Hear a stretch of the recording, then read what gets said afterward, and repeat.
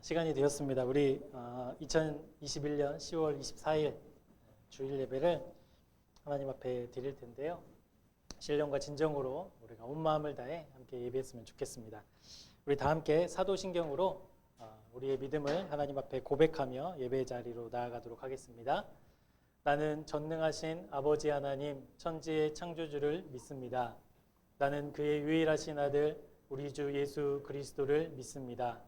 그는 성령으로 잉태되어 동정녀 마리아에게서 나시고 본디오 빌라도에게 고난을 받아 십자가에 못 박혀 죽으시고 장사된 지 사흘 만에 죽은 자 가운데서 다시 살아나셨으며 하늘에 오르시어 전능하신 아버지 하나님 우편에 앉아 계시다가 거기로부터 살아있는 자와 죽은 자를 심판하러 오십니다.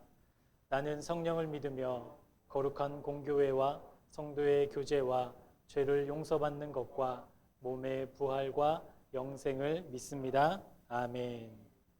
우리 다 함께 찬송가 10장 전능왕 오셔서 함께 찬양하시겠습니다.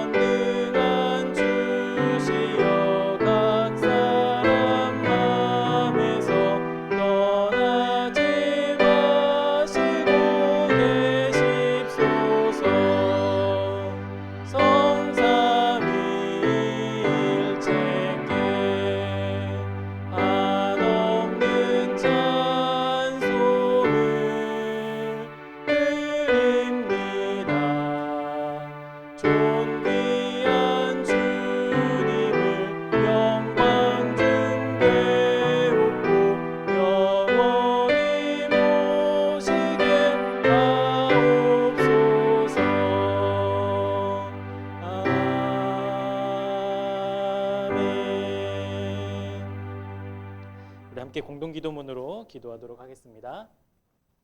날아가는 것처럼 빠르게 지나가는 시간 속에서 세월을 아끼라는 주님의 말씀을 기억합니다. 지난 여름 뜨거움에 지쳤던 우리는 어느새 바짝 다가온 겨울을 몸소 느끼고 있습니다. 시간은 멈추지 않고 계속 흘러갑니다. 우리를 기다려주지도 않고 미련을 남기도록 여유를 주지도 않습니다. 화살같이 날아가는 우리의 시간들 속에서 잠깐의 것들에 마음을 빼앗기지 아니하고 영원한 하나님 나라의 소망을 두게 하옵소서. 오늘도 우리가 주님 앞에 서서 예배하오니 예배의 모든 순서를 통해 우리에게 말씀하시고 주님의 말씀을 믿음으로 받게 하옵소서. 꽃은 시들고 풀은 마르지만 하나님의 말씀은 영원히 변하지 않음을 믿습니다. 나를 향한 우리를 향한 하나님의 약속 또한 바뀌지 않음을 믿습니다. 그 약속의 말씀 앞으로 나아가오니 세월을 아끼는 지혜와 영원한 하나님 나라의 소망으로 우리를 채워 주옵소서. 세상은 더 많은 것을 가지고 누리는 것이 지혜라고 말하며 살아갑니다. 하지만 하나님 나라의 백성들은 오직 여호와를 경외함이 지혜와 지식의 근본임을 믿사오니 하나님을 경외하는 삶으로 세상 속에서 믿음으로 승리하는 우리 모두가 되게 하옵소서. 코로나의 위기 속에서도 지금까지 우리를 지켜주시고 보호해 주신 하나님 감사합니다. 우리는 주님의 통치 안에 있을 때 안전합니다. 주님과 동행하기를 애쓰게 하옵소서. 예배의 모든 순서와 시간을 의탁합니다. 주님, 이곳에 임재하시고 역사하셔서 예배드리는 우리 모두가 그냥 돌아가지 말게 하시고 주님이 베푸시는 새 힘과 능력으로 무장하게 하옵소서. 우리의 가정과 교회와 일상을 통치하시고 지키시고 보호해 주옵소서. 예수 그리스도의 이름으로 간절히 기도합니다. 아멘. 오늘 우리에게 주신 하나님의 말씀은요, 전도서 7장 1절부터 4절까지 말씀입니다. 전도서 7장 1절부터 4절, 구약 954쪽에 있습니다. 전도서 7장 1절부터 4절까지.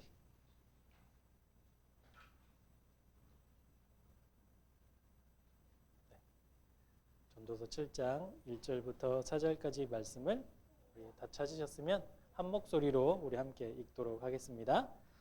좋은 이름이 좋은 기름보다 낫고 죽는 날이 출생하는 날보다 나으며 초상집에 가는 것이 잔치집에 가는 것보다 나으니 모든 사람의 끝이 이와 같이 됨이라.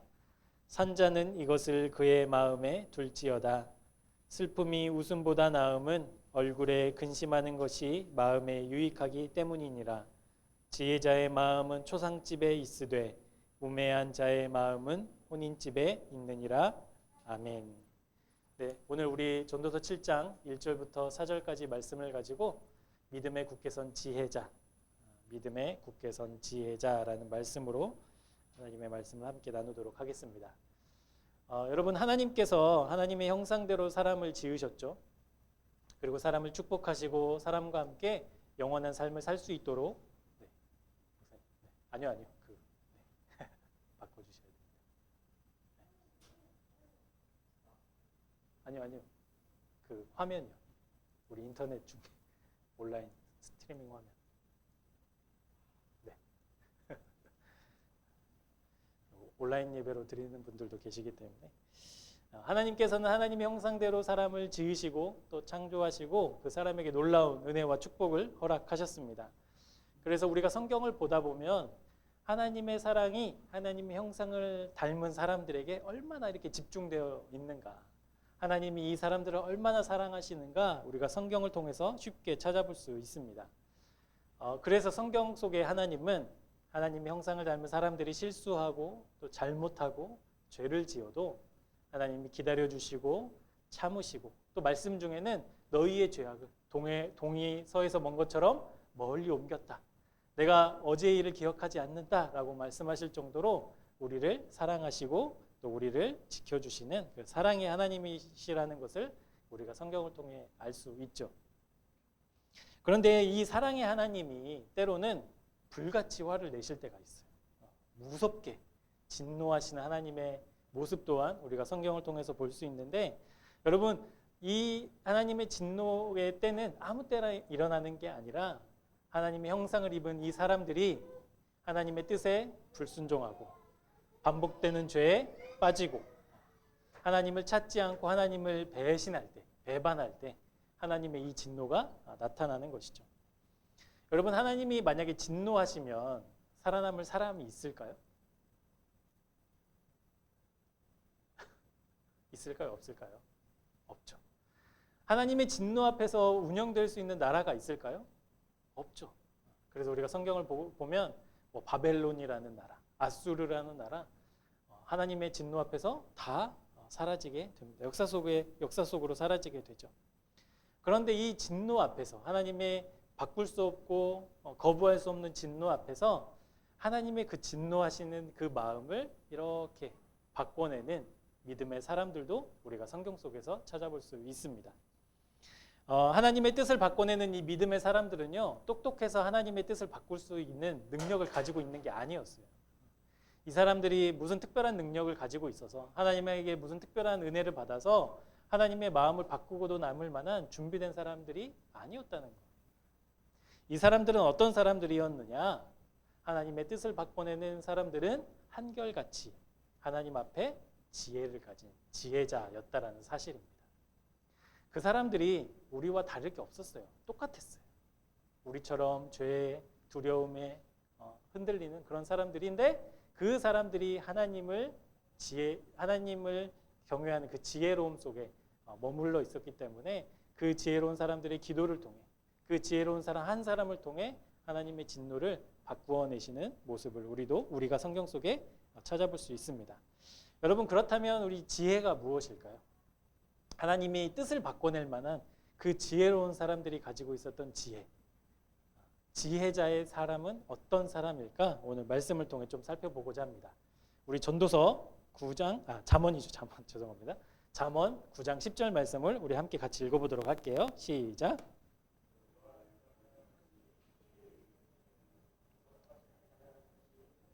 네, 하나님께서 말씀하시는 지혜는 많이 공부하고 많이 배우고 많은 능력을 가지고 많은 분야의 전문가를 지혜자로 말씀하시는 것이 아니라 하나님을 경외하는 것. 그 성경 원어적으로 해석하자면 하나님을 두려워 알 줄 아는 사람. 이 사람이 지혜자라는 것입니다. 하나님을 경외하는 사람이 지혜자다. 여러분, 사람은 아까도 말씀드렸다시피 하나님의 형상대로 지음을 받았잖아요. 하나님이 우리의 모습뿐만이 아니라 하나님이 사람에게 특별한 능력을 주셨어요. 그래서 다른 동물들, 다른 피조물에게 없는 특별한 능력이 우리 사람에게는 있죠. 그래서 사람들은 꽤 많은 능력과 힘을 가지고 자기 나름대로의 삶을 살아갈 수 있어요. 하나님이 없어도. 여러분, 하나님이 없다고 해서 사람들이 다 죽습니까? 지금? 그러면 우리가 지금 예배드린 우리만 살고 있어야죠. 그러니까 하나님 없어도 사람들은 충분히 살아가요. 자기의 힘대로, 자기의 뜻대로 자기가 하고 싶은 거 하면서 이 세상 속에서 얼마든지 살아갈 수 있다는 거예요. 하나님이 없어도 의학이 발전하죠. 동의 안 하시는 것 같은데. 많은 약을 개발한 사람들이 다 하나님 믿는 사람들이 아니었다는 거예요. 하나님이 없어도 의학은 계속 발전해요. 과학도 발전해요. 얼마 전에 누리호 막 우주에 갔잖아요. 하나님이 없어도 사람들은 자기가 갖고 있는 능력과 지식으로 그 일들을 할 수 있다는 거예요. 하나님이 없으셔도 감미로운 음악을 얼마든지 만들어낼 수 있고요. 하나님이 없어도 아름다운 문화를 창조할 수 있는 것이 사람에게 주어진 능력이라는 것이죠. 그렇지만 사람이 아무리 자기의 능력이 많고 똑똑하다고 할지라도 이 사람이 피할 수 없는 게 하나 있습니다. 이 세상에 살고 있는 누구나 단 한 사람도 예외 없이 피할 수 없이 맞이하게 되는 그 하나는 뭐냐면 죽음입니다.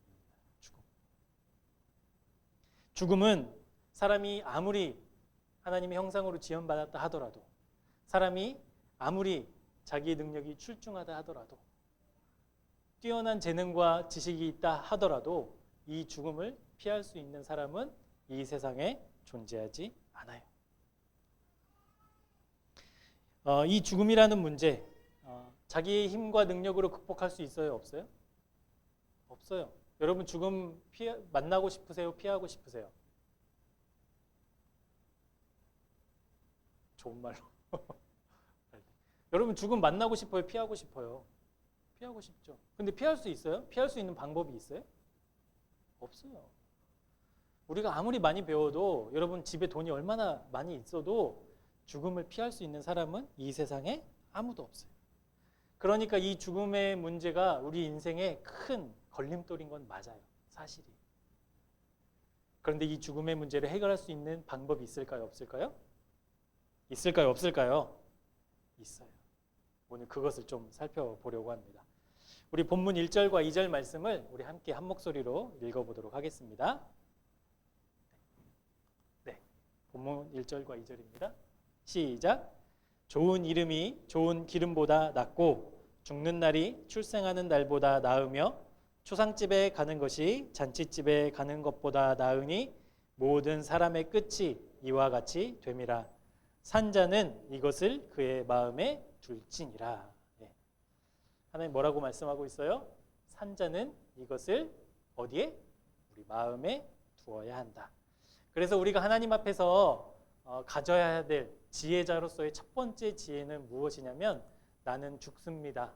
나는 죽을 수밖에 없는 존재입니다. 라는 것을 기억하는 것. 그것이 지혜라는 사실이죠. 나는 죽는다는 것을 기억하는 것. 그것이 지혜입니다. 여러분 우리가 함께 읽었던 본문 1절과 2절 말씀은요. 세상 살아가는 거 힘들어. 고돼. 그래서 태어나는 것보다 차라리 죽는 게 나아. 그래서 그냥 아무것도 하지 말고 빨리 죽어. 빨리 죽는 날만 기다려. 라고 말씀하고 있는 게 아니에요. 애써봤자 안 돼. 그러니까 차라리 그냥 죽음을 기다리는 게 더 나은 거야. 라고 말하고 있는 것도 아니에요. 하나님께서 뭐라고 말씀하고 계시는가? 이 죽음. 이 죽음은 누구나, 누구에게나 예외 없이 다 다가온다. 모든 사람의 끝이 이와 같다. 죽음은 피할 수 없는 것이다. 그것을 기억해라. 죽음은 극복할 수도 없다. 그것을 기억해라. 죽지 않고 싶지만 죽지 않을 사람은 한 명도 없다. 그것을 기억해라. 라고 말씀하고 있는 거예요. 그러니까 내가 어쩔 수 없이 이 죽음을 맞이해서 두려움에 떨고 있는 삶이 아니라 언젠가는 반드시 찾아오는 이 죽음을 내가 준비하고 기다리고 그것에 대해서 대비하는 것. 그것이 지혜로운 거다라고 말씀하고 있는 거예요. 그래서 사람들은 이 죽음을 애써 잊으려고 노력하죠. 여러분 잔치집에 가는 게 좋으세요? 초상집에 가는 게 좋으세요? 오늘 예배 끝나고 어디 가실래요? 초상집에 가실래요? 잔치집에 가실래요? 잔치집이 좋죠. 거기는 맛있는 음식도 있고 흥겨운 노래도 있고 즐거움도 있고. 근데 말씀은 뭐라고 말씀하고 계시냐면 잔치집에 있는 게 아니다. 우리의 지혜는 초상집에 있다 라고 말씀하고 있는 거예요. 신학자 중에 더글라스 윌슨이라는 사람이 있습니다. 더글라스 윌슨이라는 이 사람은 무엇이라고 말했냐면 현명한 신자, 현명한 믿음의 사람은 자기의 끝을 아는 사람이다 라고 말하고 있어요. 현명한 신자는 자기의 끝이 어디인지를 아는 사람. 여러분 반면에 세상 사람들은 어떤 것을 알기 원하냐면 굳이 자기의 끝을 알고 싶어 하지 않아요. 내가 언제 죽지? 내가 어떻게 죽을까? 이것에 대해서 신경 쓰고 살지 않아요. 그러지 않습니까? 여러분 지난 한 주 동안 여러분 내가 죽을 수밖에 없는 사람이구나 몇 번이나 생각하셨어요? 죽음이 참 나와 가까이 있구나 얼마나 생각하고 사셨어요? 우리는 그렇게 생각하고 살지 않아요. 세상 사람들은 오죽하겠습니까? 세상 사람들은 자기가 언제 죽을까, 자기의 끝이 언제일까를 알려고 하지 않아요. 굳이 애쓰지 않아요. 오히려 죽기 싫기 때문에 그것을 없는 것처럼 여기고 살아요. 나는 죽지 않을 것처럼 믿고 살아요. 그것이 세상 사람들의 삶이라는 것입니다. 그래서 신학자 더글라스 윌슨은 뭐라고 얘기하냐면 모든 사람은 죽는데 그것이 진리이고 그것이 사실인데 세상 사람들은 그것이 나에게는 일어나지 않을 것처럼 살아가고 있는 그 흉내내는 자기가 죽음을 초월한 존재라고 흉내내는 것을 경계해야 된다라고 말하고 있어요. 우리는 그렇게 흉내내며 살아가고 있는 거예요. 사실은 아닌데. 파스칼이라는 여러분 작가를 아시죠? 팡세를 지은 파스칼이라는 사람도 비슷한 이야기를 했어요. 죽음이나 불행, 무지를 치료할 수 없었던 까닭에 사람들은 행복해지기 위해서 그런 것에 대해서 생각하지 않기로 했다. 이런 말을 했어요. 사람들은 행복하게 살고 싶어요. 저도 그래요. 누구나 행복한 삶을 원해요. 그래서 이 행복한 삶의 걸림돌이 된 죽음을 사람들은 기억하지 않으려고 해요. 그것이 이 세상 사람들의 삶이라는 거예요. 여러분 이 세상에 죽고 싶은 사람이 어디 있겠습니까? 어렵고 힘들어서 죽음을 선택하는 사람들도 참다 견디다 못해 마지막 길을 선택한 거일 뿐이지 누구나 행복하게 살고 싶어요. 근데 그 죽음을 생각하면 내가 불행해질 것 같으니까 사람들은 그 죽음을 아예 없는 것으로 나에게는 상관없는 것으로 여기며 살아가고 있다는 거. 근데 그것이 진짜 행복은 아니라는 것이죠. 여러분 사람들이 그렇게 사는 것처럼 죽음을 기억하지 않는다고 죽음이 나에게 다가오지 않습니까? 죽음이 나를 피해가요. 너 나를 잊고 살았구나. 그러니까 너를 넘어가서 다른 사람을 찾아야지 하지 않아요. 모든 사람은 다 죽어요. 그래서 히브리서 9장 27절에도 분명하게 말씀하고 있는 것은 모든 사람은 한 번 죽는 것이 정해져 있다라고 말씀하고 있잖아요. 모든 사람은 다 죽어요. 우리 모두는 죽을 수밖에 없는 존재이기 때문에 아이러니하게도 우리는 그 죽음을 늘 기억해야 한다라는 사실이죠. 여러분, 죽음은 먼 미래에 나에게 다가올 막연한 것이 아니에요. 죽음은 언제나 우리 곁에 있어요. 우리가 언제 죽을지 모르잖아요. 어떻게 죽을지 모르잖아요. 어떻게 어떤 모습으로 우리가 죽음을 맞이할지 우리는 알 길이 없어요. 그래서 우리가 그 죽음을 멀리 두고 생각하지 않으려고 하고, 왠지 죽음을 생각하면 내가 뭐 부정한 것이 생길까 봐 그것을 모르는 척하고 살아가는 것이 지혜가 아니라 우리는 죽을 수밖에 없는 존재라는 것, 나는 죽는 존재라는 것을 기억하고 사는 것이 지혜라는 사실이죠. 제럴드 시처라는 영성학자가 있습니다. 우리 기독교 안에서 유명한 지필가이기도 하고요, 또 목사님이기도 하지만, 이 제럴드 시처라는 영성학자가 1991년도에 이제 겪은 일들을 책에 썼는데, 이분이 첫째 아이를 결혼하고 11년 만에 얻어요. 그러니까 여러분, 얼마나 귀하겠어요. 심지어는 제럴드 시처 이 사모님이 아이를 연달아 4명을 낳거든요. 몇 년생으로도 낳고 막 그래요. 뭐 정신없이 낳으세요. 근데 보통 엄마 같으면 막 힘들고 지치고 막 그럴 텐데, 이 제럴드 시처가 옆에서 자기 아내를 보니까 아이를 낳을 때마다 더 그 기뻐하는 모습이 더 깊어졌다고 막 그렇게 기록해 놓을 정도로 아름다운 믿음의 가정을 꾸려가고 있었습니다. 근데 1991년에 이제 제럴드 시처 이 부부가 아이를 데리고 이제 미국의 역사를 이렇게 공부하다 보니까 미국 인디언들의 역사가 있잖아요. 그것을 막 공부하다 보니까 아이가 거기서 너무 이렇게 호기심을 갖는 거예요. 너무 궁금해하고 더 알고 싶어하고, 그래서 이 부부가 얘기를 해요. 이 아이에게, 우리 가족에게 미국의 원주민들의, 인디안들의 삶을 좀 경험하게 해줘야 되겠다 해가지고 이제 원주민 마을로 체험하러 떠납니다. 근데 그 소식을 듣고 엄마가 연락을 하죠. 야, 너희들 둘이 어떻게 애들 다 데리고 가냐? 내가 가서 좀 도와줄게. 그래서 가는 길에 어머니를 태우고, 이제 4자녀가 있었거든요. 그러니까 부부 6명에 어머니 7명이 한 차에 딱 타고 이제 인디언 마을로 체험을 떠납니다. 그곳에서 뭐 노래도 배우고 인디언 문화도 배우고 인디언의 역사도 배우고 재밌게 이제 체험을 마치고, 그날 저녁 8시 15분에 집으로 출발하기 위해서 온 가족을 태우고 딱 이제 출발을 했어요. 근데 출발한 지 10분도 채 되지 않아서 그 중앙선을 넘어서 차가 달려오는 거예요. 그래서 꽝 정면 충돌로 사고가 났어요. 그 자리에서 이 제럴드 시처의 어머니, 아내, 그리고 4살 된 그 제인이라는 딸이 죽음을 당하게 됩니다. 더 안타까운 건 뭐냐면, 그 사고를 낸 가해자가 그 원주민 마을의 인디언이었던 거예요.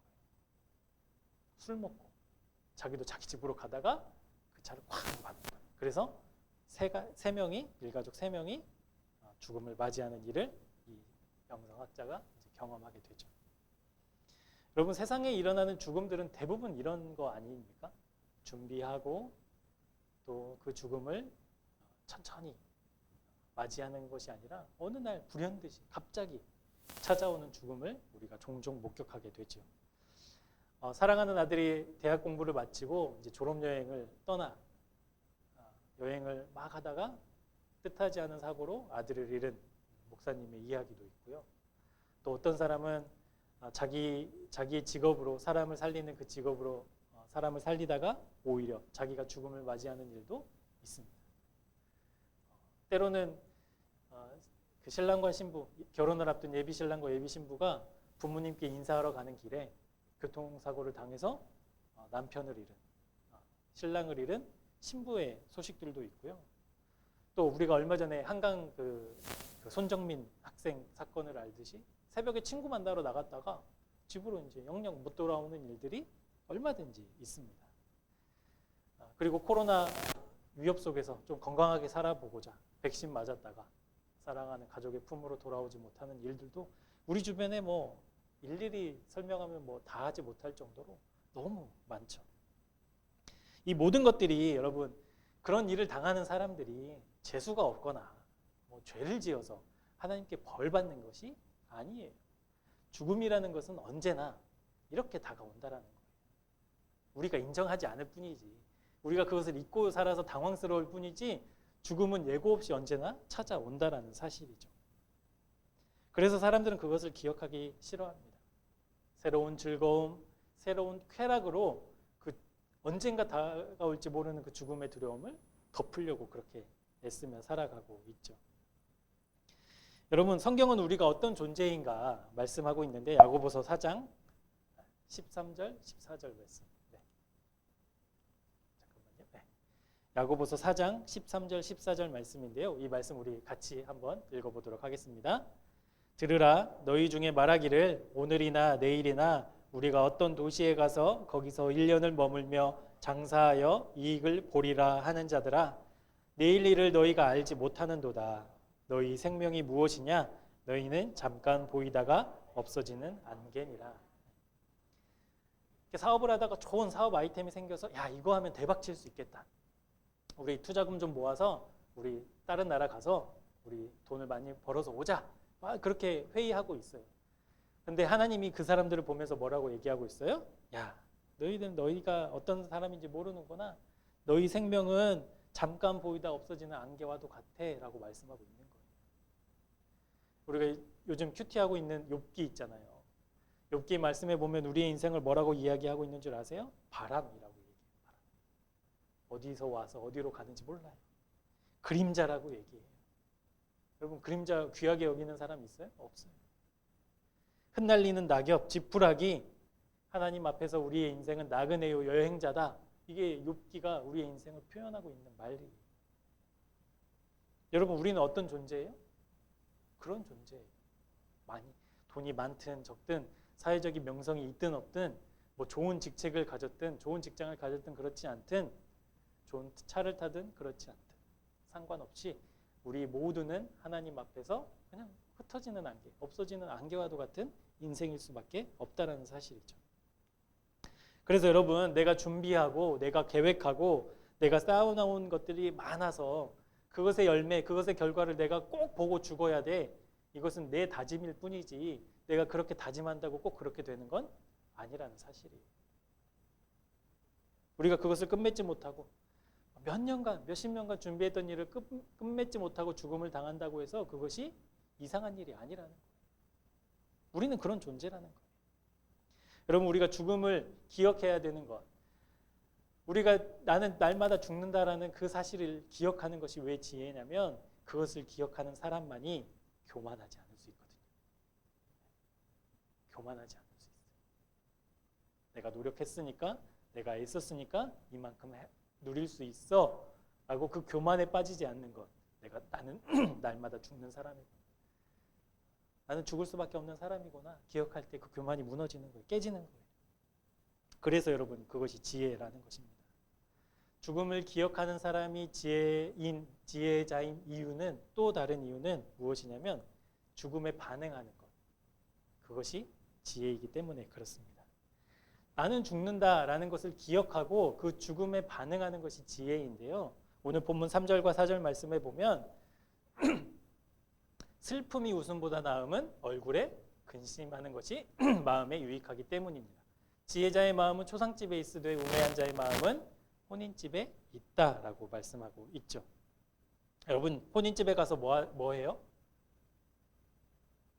축하해주고 기뻐해주고 맛있는 음식 먹죠. 여러분, 초상집에 가면 뭐 해요? 울고 위로하고 슬퍼하고 이렇게 반응하잖아요. 그러니까 우리가 죽음에도 이렇게 반응을 해야 되는데, 우리가 어떻게 반응해야 되냐? 우리의 인생을 한마디로 표현해보자면, 우리의 인생은 죽음과 언제 찾아올지 모르는 죽음의 때 사이를 살아가고 있다는 거예요. 우리 모두는. 아까도 말씀드렸다시피 우리는 언제나 죽을 수밖에 없는 존재들인 거죠. 그런데 문제는 뭐냐? 언제 죽을지를 우리는 모른다는 거예요. 그 사이에서 우리는 살아가고 있어요. 그러니까 내가 죽는다는 이 사실을 애써 외면하거나 기억하지 않으려고 하거나 다른 바쁜 일로 이 죽음을 잊는다고 해서 이 죽음의 때를 미루거나 당길 수 있는 것이 아니라 우리는 언제 찾아올지 모르는 이 죽음의 때와 죽음의 그 사이에서 살아가고 있다는 거예요. 그럼 여러분, 우리가 이 사이에서 어떻게 반응을 해야 지혜로운 걸까? 우리는 이렇게 반응해야 합니다. 오늘을 사는 거예요. 오늘을 열심히 사는 거, 오늘을 믿음으로 사는 거, 오늘을 하나님 안에서 거하며 사는 거, 그것이 우리가 죽음과 죽음의 때 사이를 살아가는 우리의 믿음의 반응이라는 사실이죠. 여러분, 앞으로 국제 경기가 어떻게 될지 어떻게 알아요? 우리가 내년에 대통령이 누가 될지 어떻게 알아요? 여러분, 내일 어떤 일이 벌어질지 우리가 어떻게 알아요? 몰라요. 예상할 수 없어요. 계산할 수 없어요. 준비할 수 없어요. 어떻게 될지 모르니까. 그렇기 때문에 여러분, 사람들은 최선을 다해서 어떻게 될지 모르는 그 미래를 대비하는 자세로 살아가는 거예요. 열심히 돈을 모으고 열심히 높은 자리에 올라가고 열심히 노후 준비를 해놔서 그 다가오는 죽음을 대비하려고 해요. 근데 여러분, 그 죽음이 그렇게 준비한 사람들에게 얼마나 한 번밖에 없는 인생, 이렇게 수고하고 애쓰느라 고생하셨어요, 조금 누리고 가세요, 이렇게 기다려줍니까? 안 기다려주죠. 뭐 그런 것과는 상관없이 죽음이 우리에게 다가와요. 노후를 완벽하게 준비했다고 해서 노후를 완벽하게 누릴 수 있는 권리가 우리에게는 없어요. 죽음 앞에서. 한 마을에 큰 부자가 살고 있었습니다. 이 부자는 엄청난 땅을 가지고 있었어요. 그래서 많은 사람들에게 소작을 줘서 그 이제 소출을 이제 먹고 사는데, 어느 해에는 이 소출이 막 감당할 수 없을 만큼 풍년이 든 거예요. 그래서 자기 집에 창고에 곡식을 차곡차곡 쌓아놓다가 더 이상 곡식을 쌓아놓을 수 없자 이 부자는 무엇을 생각했냐면, 더 큰 창고를 지어서 내가 거둔 이 소출을 다 보관해 놔야지 해가지고 다 차곡차곡 그 창고에 다 집어넣어요. 그리고 모든 그 소출을 다 자기 창고에 넣고 스스로에게 이렇게 말합니다. 또 내가 내 영혼에게 이르되, 영혼아, 여러 해 쓸 물건을 많이 쌓아두었으니 평안히 쉬고 먹고 마시고 즐거워하자 하는 거예요. 그럴만도 하죠, 여러분. 내 창고에 가득 채워져 있으면, 야, 이제는 나는 걱정 없다, 배부르다, 이제는 편하게 즐기면서 누리면서 살자, 그런 마음 먹을 수 있죠. 저도 그저께 저희 집에 쌀이 떨어져서 인터넷으로 주문해서 이제 쌀 10kg짜리 포대가 탁 배송되어서 쌀통에 탁 넣어놓으니까요, 든든해요. 여러분, 그런 경험 없으세요? 쌀이 가득하면 왠지 반찬은 모르겠고 그냥 우리가 먹고 살 게 있구나, 이런 마음이 들어요. 근데 이 부자야 오죽했겠습니까? 큰 창고를 지어서 거기에 몇십 년을 먹고 남을 만큼 소출을 쌓아놓고, 이제는 내가 평안히 쉬고 먹고 마시고 즐거워하자 할 수 있죠. 근데 이어지는 말씀이 어떤 말씀인지 우리 함께 볼게요. 누가복음 12장 20절입니다. 우리 말씀 같이 읽어보도록 하겠습니다. 시작. 하나님은 이르시되, 어리석은 자여, 오늘 밤에 내 영혼을 도로 찾으리니 그러면 내 준비한 것이 누구의 것이 되겠느냐. 평안히 먹고 마시고 즐거워하자. 이 사람을 향해 하나님 뭐라고 얘기하세요? 어리석은 자여 라고 이야기하고 있는 거예요. 사랑하는 여러분, 믿음은 반응하는 거예요. 반응하는 거. 우리가 하나님 앞에 어떤 믿음이냐? 반응하는 믿음이에요. 근데 이 반응은요, 지금 여기에서 당장 하는 거예요. 오늘 말씀 잘 들었어, 다음 주부터 이 말씀대로 살아야지가 아니에요. 너무 바빠, 해결해야 될 일이 너무 많아, 기도할 시간이 없네, 이 일부터 하고 기도해야지가 아니에요. 이번 달에는 왜 이렇게 카드를 많이 썼냐, 도저히 이거 헌금할 수 없겠는데 다음 달에 헌금 몰아서 같이 이번 달 것까지 해야지, 그게 아니에요. 믿음은 지금 여기에서 바로 하는 거예요. 미루는 반응은 믿음의 반응이 아니에요. 여러분, 우리는 미래가 아닌 오늘을 살아가는 사람인 줄 믿습니다. 우리는 내일을 사는 사람들이 아니에요. 오늘을 사는 사람들이에요. 어떻게 우리가 시간을 땡겨서 내일 살 수 있어요? 없어요. 우리는 오늘을 사는 거예요. 왜냐하면 언제나 우리는 죽음과 언제 올지 모르는 죽음의 때 사이에 살고 있는 사람들이기 때문에 우리는 오늘을 사는 거예요. 앞서 말씀드린 제럴드 시처라는 이 영성학자가 존경하는 어머니와 사랑하는 아내와 눈에 넣어도 아프지 않을 그 딸을 셋을 잃고 여러분 어떻게 살았겠어요? 고통 중에 살지 않았겠어요? 가슴을 치며 방바닥을 벅벅이며 매일매일 눈물을 흘리며 살지 않았겠어요? 그렇게 살았어요. 그런데 이분이 오늘을 살기 시작하자 어떤 일이 일어났는지 책에 이렇게 기록되어 있는데요. 나는 일상의 삶이 얼마나 놀라운지 알고는 충격을 받았다. 단순하게 말해서 산다는 것 자체가 내게는 신성한 것이 되었다. 이렇게 고백하고 있어요. 일상의 삶, 우리가 아침에 눈 떠서 저녁에 잠을 자고 그 다음 새벽에 또 눈을 뜨고 여러분 이 일상의 삶이 기적과도 같다는 것을 비로소 알게 됐는데 그것이 오늘을 살 때 알게 됐다는 거예요. 여러분 가족을 잃은 슬픔이 어찌 크지 않겠습니까? 하루아침에 준비도 못하고 가족을 떠나보낸 그 고통이 얼마나 컸겠어요. 그런데 여러분 이 제럴드 시처가 오늘을 살면서 바라보니까 여전히 나를 바라보는 남은 자녀들이 있는 거예요. 나만 바라보고 있는 자녀들이 보이기 시작하는 거예요. 나의 이 고통과 슬픔을 아무도 몰라줄 것 같은데 그 고통에 공감하고 위로해주는 동료들이 옆에 있는 걸 보게 된 거예요. 오늘을 살다 보니까 자기를 위해서 기도하는, 자기의 가정을 위해서 기도하는 교회 성도들이 있다는 것을 깨달은 거예요. 그러니까 앞으로 내가 어떻게 살지? 이 내가 사랑한다 한마디 못 해주고 더 사랑해주지 못한 그 후회와 고통 속에서 시간을 보내는 것이 아니라 오늘 나에게 주어진 이 기적과 같은 일상을 살아내야지. 그래서 나만 바라보고 있는 아이들에게 사랑한다 말하고 나와 함께 일하고 있는 동료들에게 감사하다 말하고 나의 문제와 아픔을 위해서 기도해주는 교인들과 함께 신앙생활하면서 이분이 한 걸음 한 걸음 극복하며 나가면서 이제 삶을 이어갈 수 있었다라는 거예요. 사랑하는 여러분, 우리가 언제 다가올지 모르는 이 죽음 앞에서 오늘을 사는 믿음과 지혜로 살아내시는 지혜자가 되시길 축복합니다.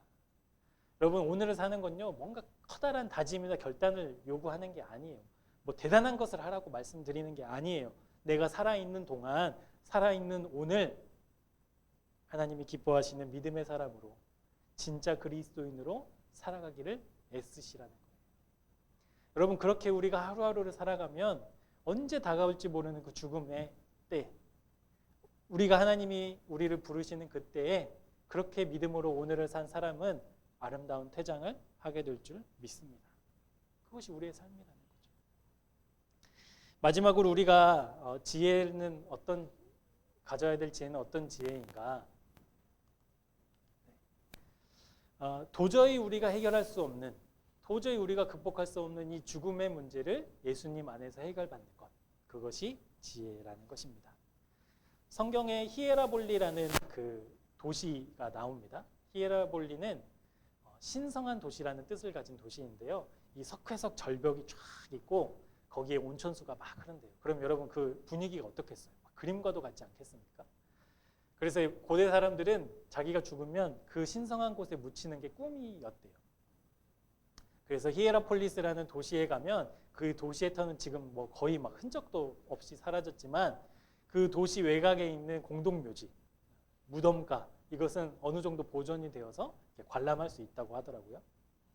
그런데 이 공동묘지에 이런 비문이 적힌 비석이 하나 있는데 그 비문을 읽어드리도록 하겠습니다. 나 어제 너와 같았으나 너 내일 나와 같으리라. 이 비문이 이렇게 쓰여져 있다. 비석에. 나 어제 너와 같았으나 너 내일 나와 같으리라.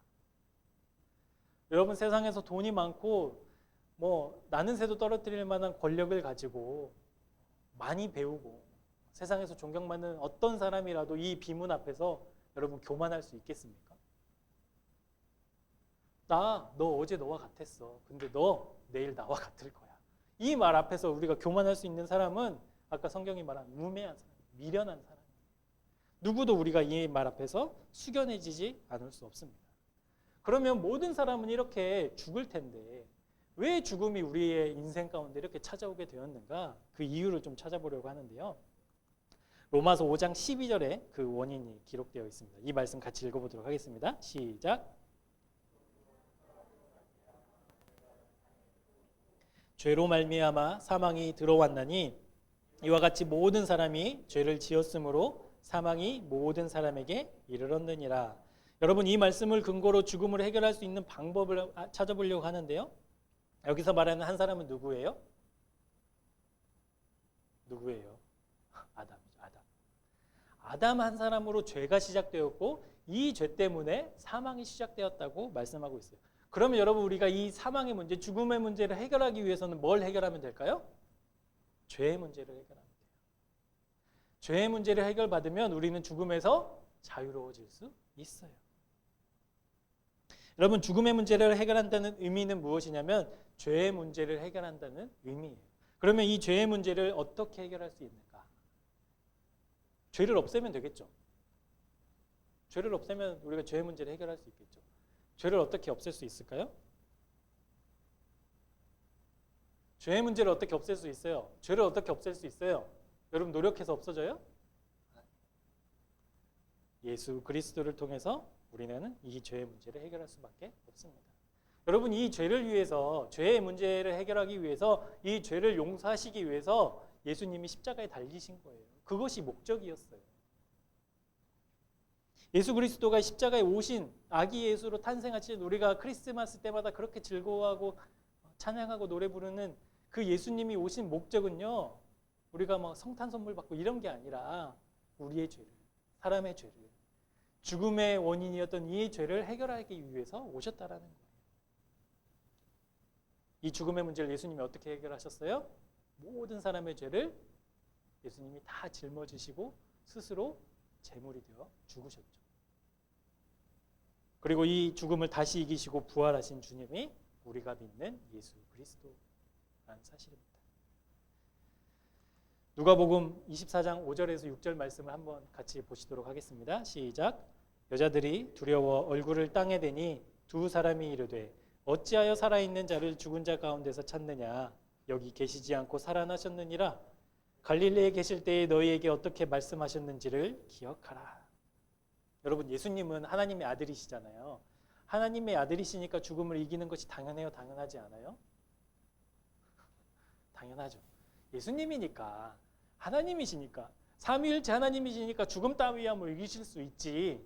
그런데 2000년 전에 죽으신 그 예수님이, 그리고 부활하신 그 예수님의 능력이 지금 나와 무슨 상관이 있나?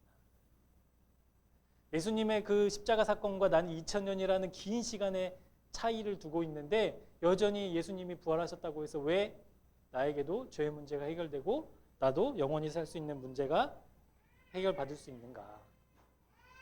우리 계시록 3장 20절 말씀, 우리가 잘 알고 있는 말씀인데요. 이 말씀 같이 보도록 하겠습니다. 볼지어다 내가 문 밖에 서서 두드리노니 누구든지 내 음성을 듣고 문을 열면 내가 그에게로 들어가 그와 더불어 먹고 그는 나와 더불어 먹으리라. 우리가 복음 전하고 예수님을 영접할 때 주님은 나의 구세주이십니다. 주님은 나의 인생의 주인이십니다. 라고 고백하잖아요. 그렇게 우리가 주님을 우리의 마음에 영접할 때 주님이 어디로 들어오신다는 거예요? 우리 안으로, 우리 마음속에 주님이 거하신다는 거예요. 그 이후로 우리는 주님과 함께 더불어 먹고 주님은 나와 함께 더불어 먹는 것, 그것이 구원의 과정이라는 것이죠. 전능하신 하나님께서, 죽음을 이기신 하나님께서, 영원히 사시는 하나님께서 내 안에 거하시는 것, 그것이 구원받은 자의 상태라는 거예요. 그러면 여러분, 주님이 나와 함께 하신다, 주님이 내 안에 거하신다, 그것은 어떤 의미인가? 요한일서 5장 11절 12절 말씀인데요. 이것도 같이 보도록 하겠습니다.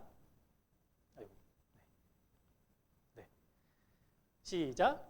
또 증거는 이것이니 하나님이 우리에게 영생을 주신 것과 생명이 그의 아들 안에 있는 그것이니라. 아들이 있는 자에게는 생명이 있고 하나님의 아들이 없는 자에게는 생명이 없느니라. 우리가 주님을 영접해서 주님 내 마음에 오셔서 날 다스려 주옵소서, 주님은 내 인생의 주인이십니다라고 고백할 때 주님이 내 안에 오시는데, 내 안에 오신 주님 안에 뭐가 계신다는 거예요? 영원한 생명이 계신다는 거예요. 영생이 계신다는 거예요.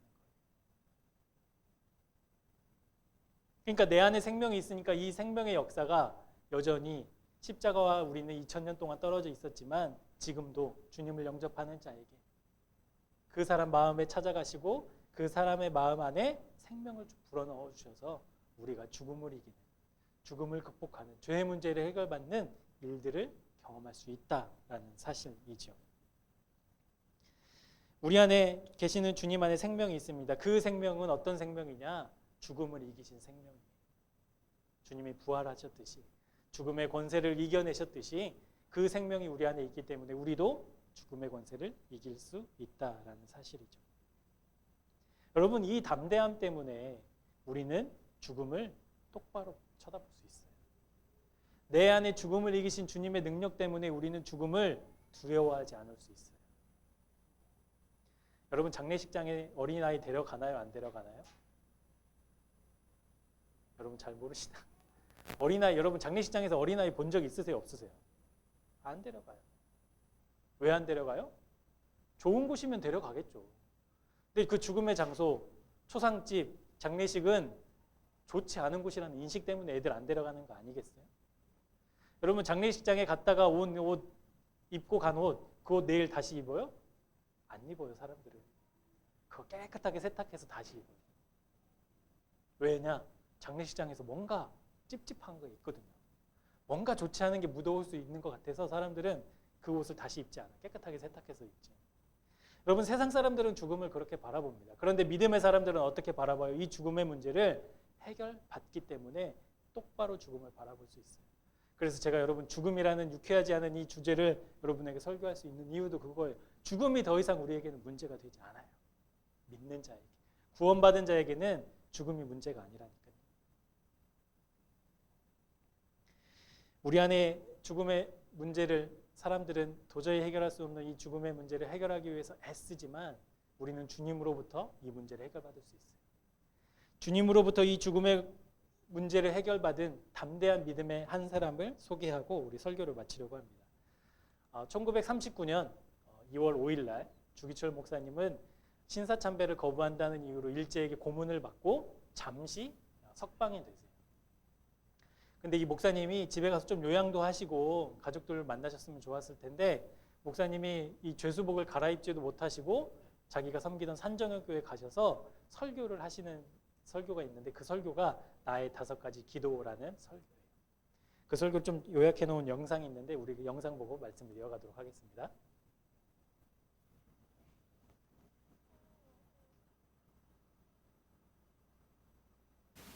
성도 여러분, 저는 오늘 이렇게 기도하고 싶습니다. 첫 번째 나의 기도는 죽음의 권세를 이기게 하여 주시옵소서. 저는 바로 지금 죽음과 대면하고 있기에 두려워 떨 수밖에 없습니다. 그러나 결코 죽음이 두려워 의를 버리며 죽음을 모면하려 주님을 저버리지 않게 하옵소서. 두 번째 나의 기도는 이 장기간의 고통을 이기게 하옵소서. 칼로 베고 불로 지지는 고문이라도 한두 번에 끝난다면 견딜 수 있으나 한 달, 2달, 1년, 10년 계속되는 고통은 견디기 어렵습니다. 하물며 나 같은 약졸이야 주님이 도와주시지 않으면 어떻게 견딜 수 있겠습니까? 세 번째, 내 늙은 어머니와 내 처자를 주님께 부탁합니다. 인정의 줄이 나를 얽매이지 않도록 기도합니다. 네 번째 나의 기도는 의에 살고 의에 죽게 하옵소서. 사람이 나라의 신민이 되어서는 충절의 의의가 있고 부부가 되어서는 정절의 의의가 있듯이 그리스도인은 주님을 향한 순결의 의의가 있습니다. 다섯 번째, 나의 마지막 기도는 내 영혼을 내 주님께 부탁합니다.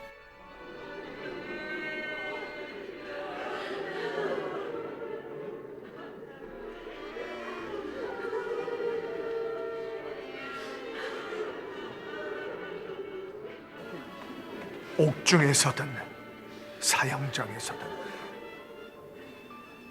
이 목숨 끊어질 때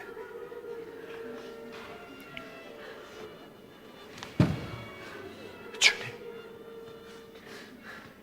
내 영혼 받아주시옵소서.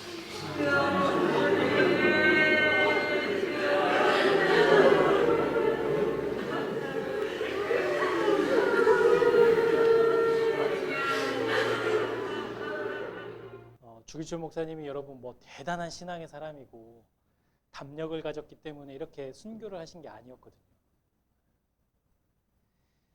주기철 목사님 뭐 이렇게 일화를 좀 들어보면 집에서 이렇게 식사를 하시는데 이제 순사가 와가지고 막 요란할 거 아니에요. 근데 이렇게 숟가락을 드시다가 손이 덜덜덜덜 막 떨으셨대요. 두려워가지고. 근데 주기철 목사님이 이 죽음 앞에서 당당하게 맞설 수 있었던 이유.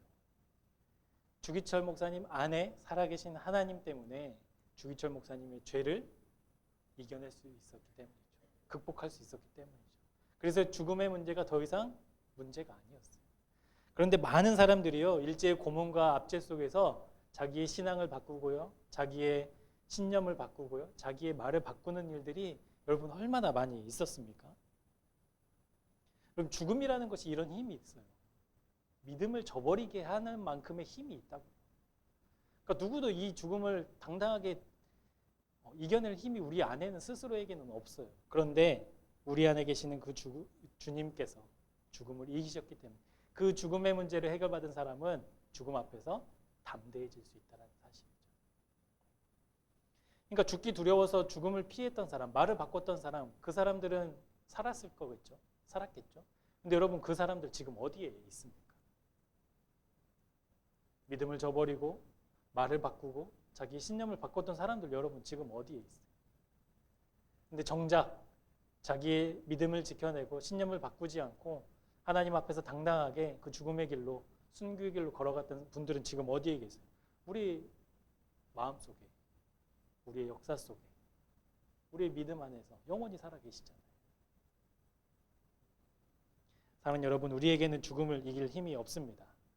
우리는 얼마나 연약한지 우리에게 언제 다가올지 모르는 그 죽음 앞에서 우리는 벌벌벌 떨 수밖에 없어요. 죽음을 쳐다보는 것조차 두려운 사람들이 우리입니다. 우리는 그렇게 연약해요. 그럼에도 불구하고 우리가 그 죽음 앞에서 담대하게 설 수 있는 이유, 그 죽음을 당당하게 바라볼 수 있는 이유는 우리 안에 살아 역사하시는 죽음을 이기신 그 능력의 주님이 우리 안에 거하시기 때문에 그렇습니다. 여러분 불로초를 아무리 찾는다고, 보톡스 주사를 아무리 맞는다고, 주름을 아무리 편다고 우리가 죽음을 늦추거나 죽음을 피할 수 있는 게 아니에요. 오직 우리가 주님 안에 거할 때 죽어도 사는 거예요. 사랑하는 여러분, 죽음을 잊지 않고 준비할 때 우리는 멋지게 퇴장할 수 있습니다. 죽음을 기억할 때 우리는 교만하지 않고 겸손할 수 있습니다. 죽음을 이기신 주님과 우리가 동행할 때, 함께할 때 어떠한 어려움과 고난이 우리에게 다가온다 할지라도 포기하지 않고 새로운 소망으로 다시 일어날 수 있어요. 이 세상을 살아가는 지혜가 바로 이것입니다. 우리 모두 하나님 안에 믿음에 굳게 선 지혜자들이 되기를 주님의 이름으로 축복합니다. 기도하겠습니다. 모든 사람들은 죽습니다. 언제 그 죽음이 찾아올지 모르기 때문에 사람들은 애써 그것을 잊으려고 합니다. 하지만 주님께서는 죽음을 피하려고 애쓰는 사람이 지혜롭다 하지 않으시고 죽음을 잊지 않고 기억하는 사람이 지혜롭다 말씀하셨습니다. 왜냐하면 죽음을 통해 우리는 교만해지지 않고 어떤 존재인지를 기억할 수 있기 때문입니다. 더 나아가 우리에게 죽음을 이기신 예수님의 그 사랑이 얼마나 큰 것인지를 비로소 깨달을 수 있기 때문입니다. 죽음을 이기시고 우리 안에 거하셔서 우리에게도 동일한 영원한 생명을 허락하신 사랑의 하나님, 주님과 함께 살게 하옵소서.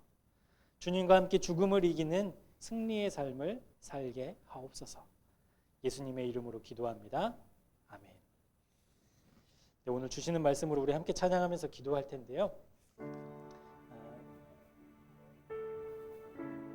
우리는 주님 없으면 살까요, 죽을까요? 죽을 수밖에 없는 존재들이죠. 우리의 영원한 구원이시고 영원한 생명 되신 그 주님 안에 거하기를 우리 이 시간 함께 찬양하며 기도했으면 좋겠습니다. 나의 영혼이 잠잠히 찬양하도록 할게요.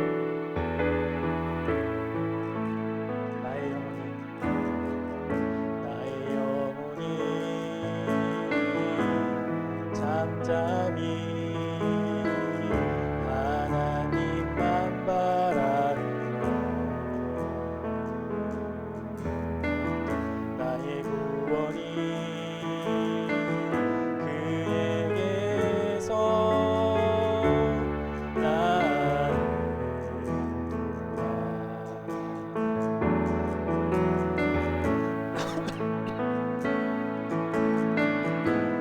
잠잠히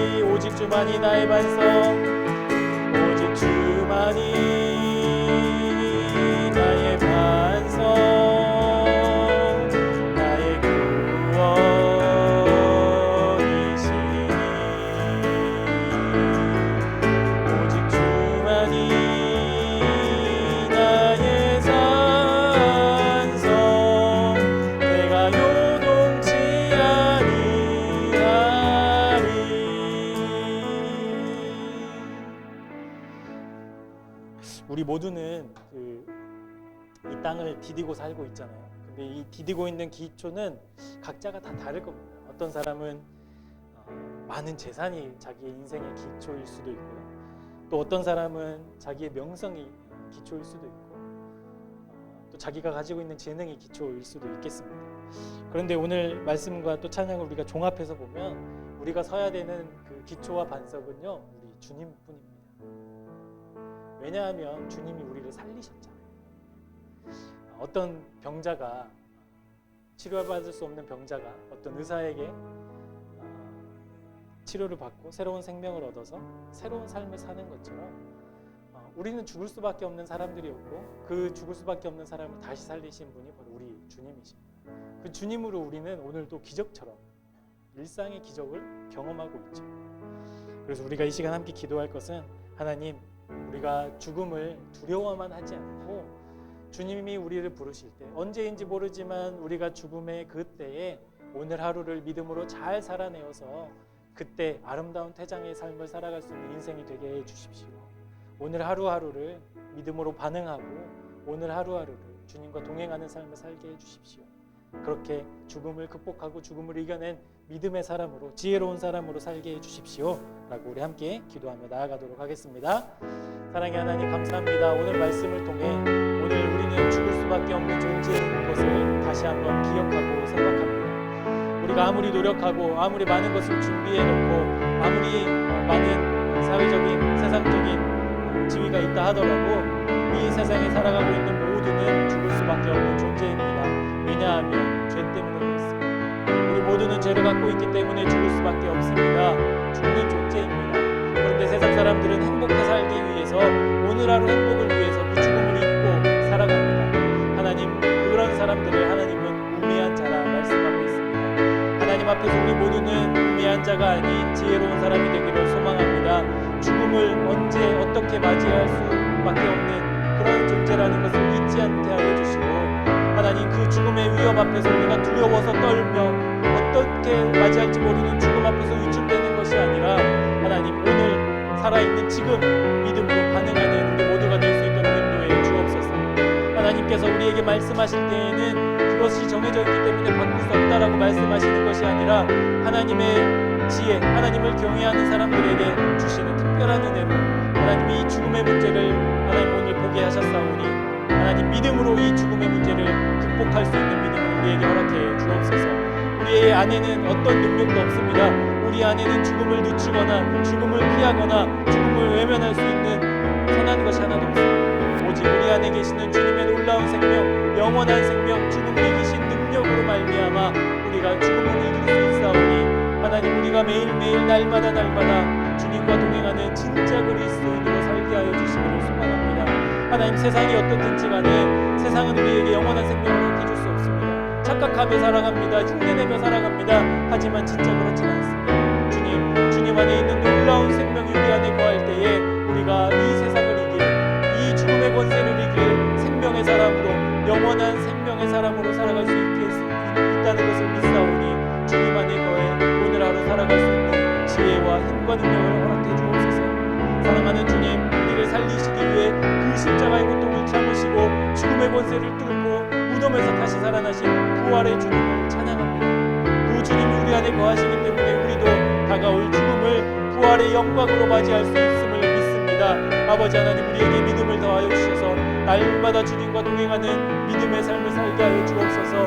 죽음의 두려워 떨지 않게 하여 주시고, 언제 찾아올지 모르는 그 죽음 앞에 영광스러운 퇴장을 위해 오늘 믿음으로 반응하며 살아갈 수 있는 참 지혜자들로 살아갈 수 있도록 인도해 주시기를 간절히 소망합니다. 오직 주님만이 우리의 구원이시고 반석이시오니, 주님 위에 든든히 설 때 이 세상의 그 무엇도 대체할 수 없는 주님의 놀라운 은혜와 사랑과 생명이 우리에게 공급될 줄 믿사오니, 아버지 하나님, 우리가 주님의 반석 위에 서게 하여 주옵소서. 주님의 그 반석 위에 살게 하여 주옵소서. 주님, 우리와 동행해 주옵소서. 한번 죽는 것은 사람에게 정해진 것이고 그 후에는 심판이 기다리고 있음을 분명히 말씀하셨습니다. 죽음을 기억하고 오늘을 살아내는 사람만이 죽음 앞에 설 때에 그 심판대 앞에서 자랑스러운 영광의 면류관을 쓰게 될 줄 믿습니다. 죽음은 끝이 아니라 새로운 시작입니다. 영원한 주님의 나라에 입장하는 영광스러운 순간입니다. 우리를 살리신 주님, 우리에게 지혜를 주옵소서. 죽음을 기억하고 죽음을 통해 오늘을 살아내며 우리 안에 계시는 살아계신 주님의 능력으로 말미암아 미래의 두려움에 사로잡혀 살아가는 사람들이 아니라 하루하루 나에게 허락하신 생명을 마음껏 기뻐하며 마음껏 찬양하며 감사하는 삶을 살게 하옵소서. 미래를 준비하고 노후를 대비하는 것이 지혜가 아닙니다. 내가 살아갈 오늘 하루를 기도하며 주님의 뜻에 합당한 사람으로 살아가는 것이 지혜인 줄 믿습니다. 우리 새생명교회 모든 교우들이 죽음을 이기신 주님과 함께 지혜로운 삶을 살아가도록 인도해 주옵소서. 우리가 주님께 드리는 예물을 영원한 하나님 나라를 위해 바치오니 드린 손길들마다 은혜와 복을 더하시고 필요를 따라 채우시며 주님의 공급하심으로 매일매일을 살아가는 천국 백성이 되게 하옵소서. 우리의 먹을 것과 입을 것과 쓸 것을 하시며 채우시는 하나님의 놀라운 은혜와 공급하심이 우리의 삶 속에서 경험되고 고백되어지는 것을 우리 모두가 소망합니다. 그렇게 되는 우리 모두가 되도록 인도해 주옵소서. 죽음의 사슬을 끊고 다시 사신 예수 그리스도의 놀라우신 은혜와 우리를 살리시려 아낌없이 그 아들을 내어주신 하나님 아버지의 극진하신 사랑하심과 살리신 우리를 내버려 두지 않으시고 언제나 동행하시고 인도하시는 성령님의 역사가 죽음을 통해 하나님 나라의 지혜로 살아가기를 다짐하는 우리 모두와 자녀들 위해 이 땅의 교회와 이 민족 위에 지금부터 영원토록 함께 하옵시기를 간절히 축원하옵나이다. 아멘.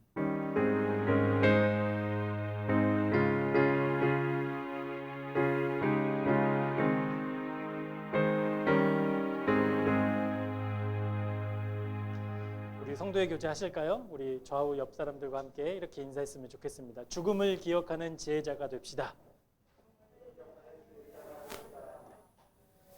우리는 언젠가 이 세상을 떠나게 될 거잖아요. 그때 아름다운 퇴장을, 영광스러운 퇴장을 하는 우리 모두 주님의 백성들이 되기를 축복합니다. 우리 10월 암송 구절 말씀 함께 보도록 하겠습니다. 빌립보서 4장 19절 말씀인데요. 함께 보실까요? 시작. 나의 하나님이 너 영광 가운데 그 풍성한 대로 너희 모든 쓸 것을 채우시리라. 빌립보서 4장 19절 말씀. 아멘. 이 믿음으로 사는 거죠. 우리가 다를 게 있겠습니까? 죽음이란 좀 무거운 주제였지만 하여튼 이 죽음이 우리를 더 하나님께로 인도하는 지혜로 이번 한 주 지혜롭게 사시고 우리에게 허락하신 하루하루가 정말 감사와 또 찬양과 믿음으로 반응하는 우리 모두의 삶이 되기를 주님의 이름으로 축복합니다. 네, 예배를 마쳤습니다. 조심히 안녕히 돌아가십시오. 감사합니다.